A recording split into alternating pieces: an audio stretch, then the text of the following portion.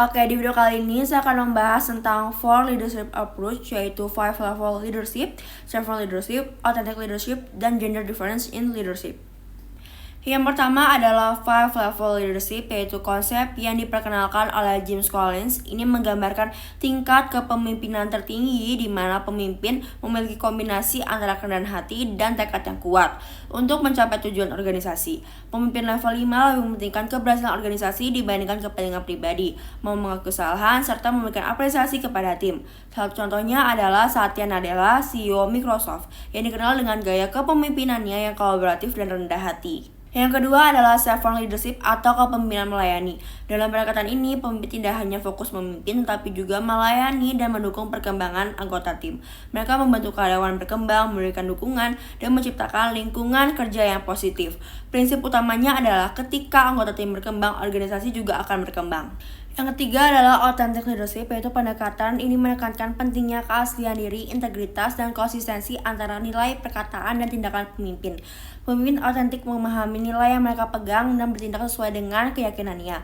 Mereka membangun hubungan yang baik, memimpin dengan empati dan logika, serta menunjukkan disiplin diri sehingga mampu menciptakan kepercayaan dalam organisasi. Yang terakhir adalah gender difference in leadership, yaitu membahas perbedaan kecenderungan gaya kepemimpinan antara laki-laki dengan perempuan.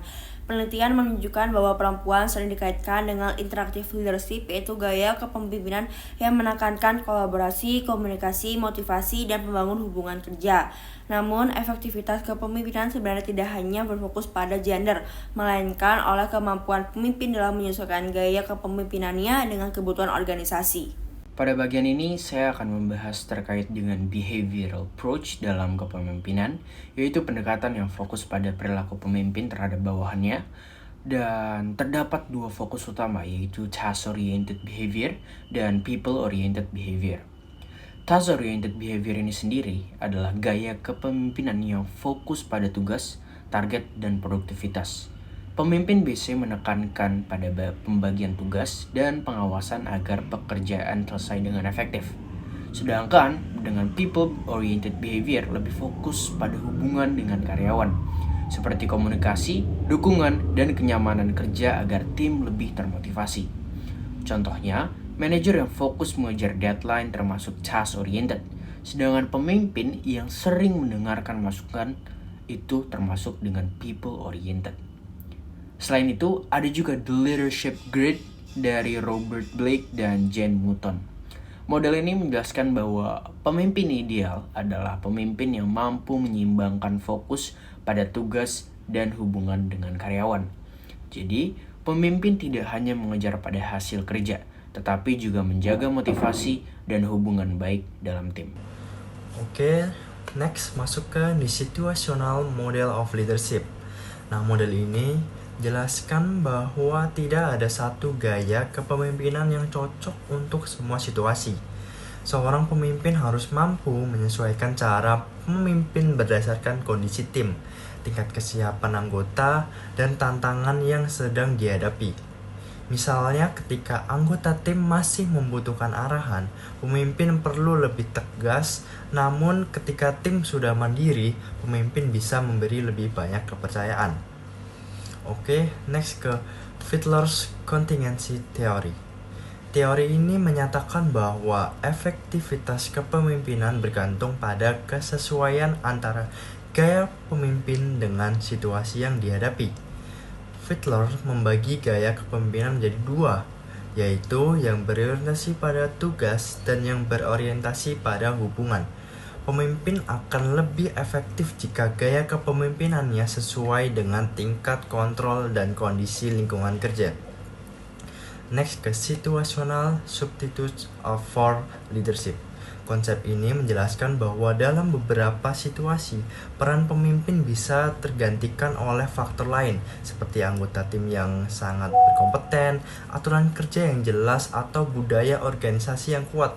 Dalam kondisi seperti ini, kebutuhan akan arahan langsung dari pemimpin bisa menjadi lebih sedikit.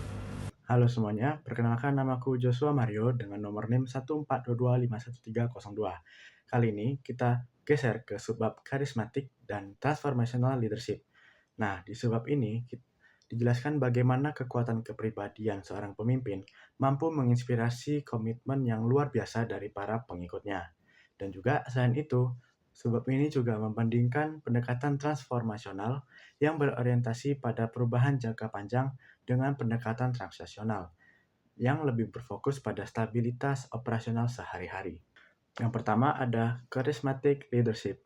Charismatic leadership adalah gaya kepemimpinan di mana seorang pemimpin mampu menginspirasi dan memotivasi pengikutnya untuk bekerja melampaui batas kemampuan biasa mereka, didorong oleh kekuatan kepribadian yang luar biasa.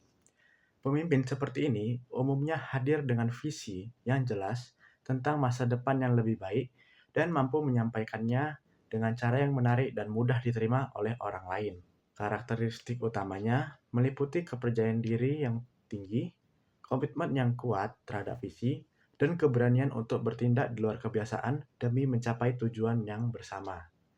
Para pengikutnya pun cenderung menaruh kepercayaan, rasa hormat, dan kesetiaan yang dalam karena merasa terhubung secara emosional dengan sang pemimpin dan misi yang dibawanya. Kemudian, selanjutnya ada transformational versus transactional leadership. Bagian ini menjelaskan bahwa kepemimpinan transaksional dan transformasional berbeda secara mendasar dalam hal fokus dan cara interaksinya. Kepemimpinan transaksional beroperasi dalam sistem yang sudah ada dengan mengandalkan hubungan pertukaran, di mana pemimpin menetapkan target yang jelas serta menggunakan penghargaan dan hukuman untuk menjaga stabilitas operasional sehari-hari. Sebaliknya, kepemimpinan transformasional melangkah lebih jauh dengan berfokus pada perubahan jangka panjang, membangun ikatan emosional, merangsang kreativitas, dan menginspirasi pengikut untuk mengesampingkan kepentingan pribadi demi visi misi bersama. Di buku ini juga menjelaskan bahwa keduanya saling melengkapi. Kepemimpinan transaksional menjaga organisasi tetap berjalan dengan stabil, sementara kepemimpinan transformasional dibutuhkan untuk mendorong perubahan dan inovasi di tengah lingkungan yang terus berkembang. Halo semuanya, perkenalkan nama saya Feza Zaila Fili Putri dengan NIM 142251297. Di sini saya akan menjelaskan tentang followership, yang mana bisa disebut sebagai kepengikutan dalam suatu organisasi. Jadi followership itu sendiri gampangnya adalah seperti cara seseorang menjadi pengikut di dalam suatu organisasi. Karena di organisasi itu bukan cuma pemimpin yang penting, tetapi pengikut juga punya peran besar untuk menentukan hasil dari kerjasama tim. Nah, pengikut sendiri ini biasanya dilihat dari dua hal. Yang pertama, cara berpikirnya, ada yang kritis dan yang cenderung nurut saja tanpa banyak mikir. Yang kedua itu ada yang dari cara bertindaknya, ada yang aktif dan ada yang pasif. Dari kombinasi itu ada 5 tipe pengikut. Yang pertama itu ada pengikut efektif. Ini tipe yang paling ideal karena mereka aktif dan juga kritis.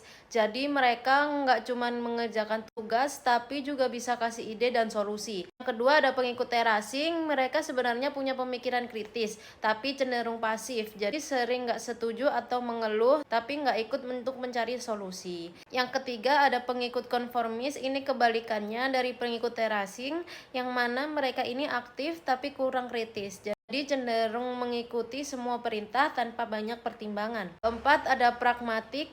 Pengikut ini itu tipe yang fleksibel. Mereka menyesuaikan situasi. Kalau proaktif ya aktif, kalau enggak ya mereka lebih mencari amannya saja. Nah, yang terakhir ini ada pengikut pasif, yang mana pengikut ini tipe yang paling tidak aktif karena nggak terlalu kritis dan juga cuman menurut perintah.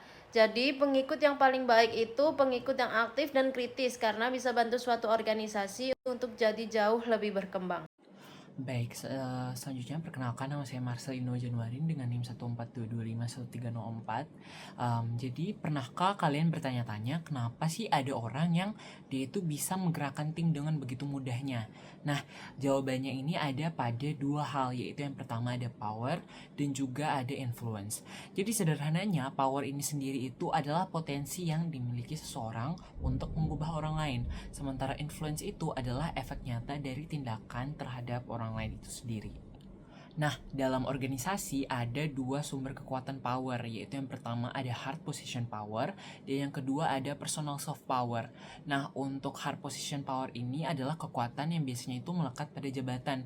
Jadi seseorang yang memiliki jabatan bisa memberikan imbalan atau bahkan memberikan sanksi agar orang lain patuh.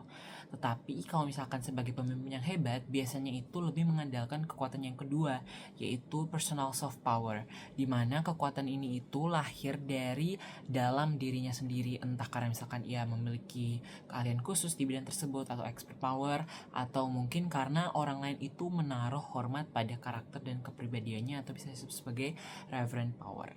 Namun selain itu biasanya ada sumber-sumber kekuatan lain yang sering terlupakan. Yang pertama yaitu personal effort, jadi ini berkaitan dengan inisiatif seseorang yang melebihi ekspektasi. Yang kedua ada network of relationship, jadi ini itu seberapa luas jaringan dan juga koneksi seseorang. Yang ketiga yaitu information, di mana ini berkaitan dengan akses dan kendali terhadap informasi, terutama misalkan data perusahaan dan juga informasi-informasi penting dalam organisasi. Nah, selanjutnya bagaimana sih cara untuk memengaruhi orang secara interpersonal? Ada beberapa cara yang bisa digunakan, yaitu yang pertama ada persuasi rasional, di mana ini biasanya menggunakan data dan logika, dan ini merupakan cara yang paling ampuh. Yang kedua yaitu bantu orang untuk menyukai kita, jadi biasanya bisa bangun rapport dan juga rasa hormat. Yang ketiga yaitu aturan timbal balik, di mana biasanya kita akan memberikan bantuan lebih dulu agar orang itu segan untuk menolak kita atau untuk tidak membantu kita. Yang ketiga yaitu berkaitan dengan kebangkan sekutu, jadi kita tuh nggak boleh bergerak sendiri. Selanjutnya yaitu adalah mintalah secara eksplisit, jadi kita bisa katakan dengan jelas apa yang kita inginkan, dan juga gunakan otoritas yang lebih tinggi. Jadi sebagai langkah terakhir itu kita bisa minta dukungan dari level atas. Nah, perlu diingat bahwa kekuatan sejati itu bukan saat kita memaksa orang lain, tetapi ketika kita mampu menginspirasi mereka untuk kita dapat bergerak bersama. Selanjutnya saya akan membahas tentang Case Pulse Exercise System, yaitu sebuah perusahaan yang lagi mengerjakan proyek besar berupa implementasi software Customer Relationship Management atau biasa disebut CRM. Nah, sekilas kelihatannya ini cuma proyek teknologi biasa, tapi sebenarnya masalah utamanya ini ada di tim dan cara kerjanya.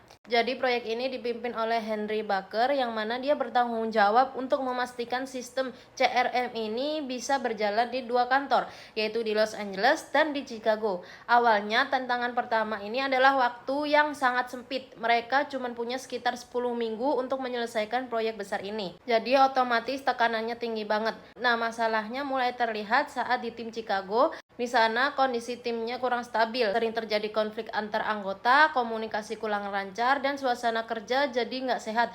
Bahkan sampai ada satu anggota tim yang akhirnya keluar dari proyek. Sementara itu, tim di Los Angeles relatif lebih stabil dan bisa mengikuti ritme kerja dengan lebih baik. Akibatnya, dari tekanan kerja yang tinggi ini, banyak anggota tim yang jadi stres, kelelahan, dan mulai kehilangan motivasi. Jadi, bukan cuma soal kerjaan yang banyak, tapi juga soal kondisi mental dan hubungan antar anggota tim. Kalau kita lihat dari sisi leadership, Henry Baker sebenarnya sangat fokus ke target dan hasil. Dia ingin proyek selesai tepat waktu, tapi dia kurang memperhatikan sisi manusia dari timnya. Misalnya seperti kondisi emosional, beban kerja, dan konflik internal yang sering terjadi. Nah, di sini kita bisa melihat adalah masalah komunikasi juga. Beberapa masalah di tim sebenarnya sudah muncul dari awal tapi tidak ditangani dengan lebih cepat, sehingga akhirnya makin membesar. Jadi masalah utama dalam case ini bukan pada sistem CRM-nya, tapi lebih ke manajemen tim yang kurang efektif, tekanan kerja yang terlalu tinggi, konflik internal, dan gaya kepemimpinan yang terlalu fokus ke tugas tanpa cukup memperhatikan tim. Dari sini kita bisa belajar bahwa dalam suatu proyek, terutama yang besar, bukan cuma soal hasil akhir, tapi juga penting banget untuk menjaga suatu komunikasi, kerjasama tim, dan kondisi orang-orang di dalamnya. Yang dipertanyakan di sini itu, yang pertama ada gaya kepemimpinan Baker. Baker ini cenderung fokus ke tugas dan hasilnya saja, tekanannya tinggi ke tim. Tapi masalahnya dia kurang melihat kondisi tim yang lagi stres.